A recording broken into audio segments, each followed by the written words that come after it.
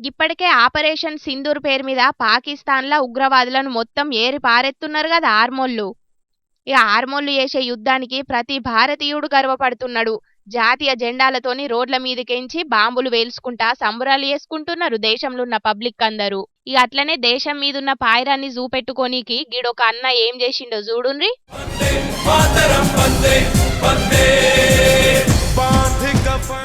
ఆగో చూసిండ్రు కదా, మొత్తం ముష్కతోనే ఎట్లా తయారు చేసిండో బొమ్మను. ఫైటర్ జెట్ విమానం ఇడిచిన బాంబులతోని కిందున్న పాకిస్తాన్ బంగ్లాలన్నీ కాలిపోతున్నాయి. ఫైటర్ జెట్ విమానం పోయి పాకిస్తాన్ల దాడి ఎత్తుంటే దాంట్లకెంచచ్చే సింధూరం బొట్టు ఆడి మనిషి నొసలుకు పెట్టినట్టు సూపర్ గా తయారు చేసిండు సైకత శిల్పి సుదర్శన్ పట్నాయక్ సారు.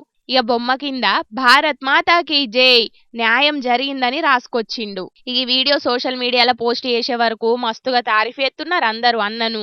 కానీ నిజమే కదనుల్లా, ఉత్తిగా అన్నం పున్నం ఎరగని 26 మంది అమాయకులను పొట్టన పెట్టుకున్న ఉగ్రవాదులకు ఇది జరగాల్సిందేనుల్లా.